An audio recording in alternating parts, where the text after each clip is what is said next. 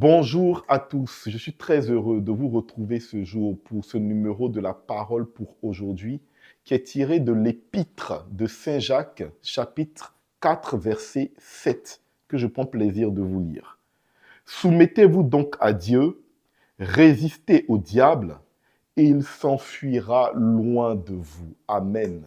C'est un texte extrêmement profond qui nous permet de prendre conscience de quelque chose, la peur.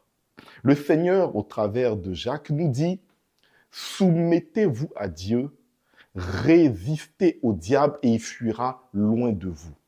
Alors qu'on voit, en tant que chrétien catholique baptisé, alors qu'on va à l'église, lorsqu'on est confronté à l'épreuve, nous butons sur notre propre peur. L'épreuve nous fait peur et cette peur devient comme une forme de paralysie.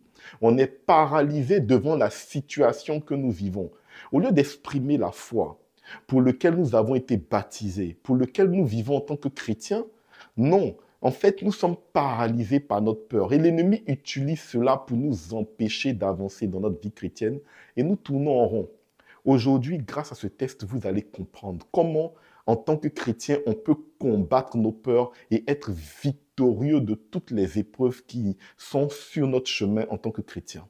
Bien aimé, si vous vous souvenez, lorsqu'on prend l'évangile de Matthieu, on retrouve le Christ qui a été poussé au désert après avoir été baptisé. Et là, on nous dit qu'il a été tenté après 40 jours et 40 nuits sans avoir mangé ou bu. Et lorsqu'on analyse les tentations du Christ, on se rend compte qu'il y a un élément central. Lorsque le diable prend la parole pour faire peur au Christ, il commence toujours par « si tu es fils de Dieu ». Si tu es fils de Dieu, change les pierres en pain puisque tu as faim. Si tu es fils de Dieu, jette-toi du haut de la montagne puisqu'il est écrit dans le psaume 91, les anges viendront pour que ton pied ne heurte les pierres. Et à chaque fois, il rappelle, est-ce que tu es fils de Dieu? C'est la raison pour laquelle Jacques dit, soumettez-vous à Dieu. Un enfant est soumis à son père. En disant soumettez-vous à Dieu, ça veut dire rappelez-vous que vous avez un père. Et c'est la première chose à comprendre lorsque tu es confronté à ta peur dans ton épreuve. Lorsque tu es confronté à une situation qui t'oppresse, rappelle-toi que tu as un Père dans les cieux. Pour une fois, le diable nous aide. Il dit, est-ce que tu es fils de Dieu? Et c'est fondamental. Souviens-toi que tu es fils de Dieu. Souviens-toi que tu as un Père qui t'aime et qui ne t'abandonne pas. Et c'est après ça qu'il commence par donner son épreuve. Il dit, mais puisque tu as faim, il dit au Christ, change les pierres en pain pour les manger. Et là, je te donne le deuxième secret. Le Fils de Dieu, qu'est-ce qu'il a fait pour répondre au diable? Il a tout simplement regardé dans le livre du Deutéronome, c'est-à-dire un livre que nous avons commun avec la tradition juive, dans le Pentateuque. La première tentation, la réponse du Christ est tirée du Deutéronome chapitre 6. Peut-être que tu ne le sais pas. Lorsque le Christ dit l'homme ne se nourrit pas que de pain, mais de toute parole qui sort de la bouche de Dieu, il n'a pas inventé, il a regardé dans la parole de Dieu.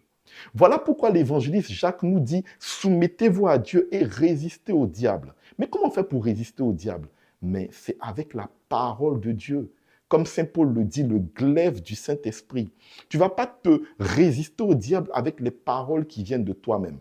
Voilà pourquoi Jésus, le Fils de Dieu lui-même, il allait regarder dans la parole de Dieu, dans le livre du Deutéronome, pour puiser une parole, comme un père qui aime son enfant et qui lui donne des conseils. Tu prends conscience que tu es enfant de Dieu, et ensuite, tu regardes les conseils que ton père t'a donnés dans sa parole, et tu vas voir, le diable va fuir loin de toi.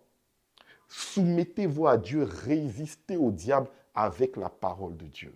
Lorsqu'on prend la deuxième tentation, c'est exactement la même chose. Il dit, si tu es fils de Dieu, jette-toi du haut de la montagne. Alors le Christ, qu'est-ce qu'il fait? Il regarde dans le Deutéronome, chapitre 8, où il est écrit, tu ne mettras pas ton père à l'épreuve.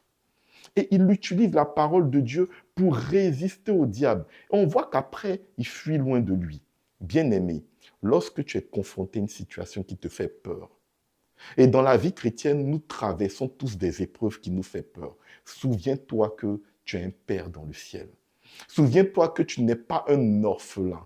Tu as Dieu. Souviens-toi, soumets-toi à Dieu. Et ensuite, comme le dit Jacques, résiste au diable avec la parole, avec les conseils que Dieu lui-même t'a donnés. Tout est dans la parole. C'est la parole de Dieu qui est le glaive, c'est-à-dire qui est une arme offensive pour lutter contre tout ce qui va t'arriver, contre toutes tes peurs, contre toutes tes souffrances. Et tu vas voir qu'après, l'ennemi fuira loin de toi. Pourquoi? Parce que lorsque tu utilises la parole de Dieu, tu reprends ton statut d'enfant de Dieu.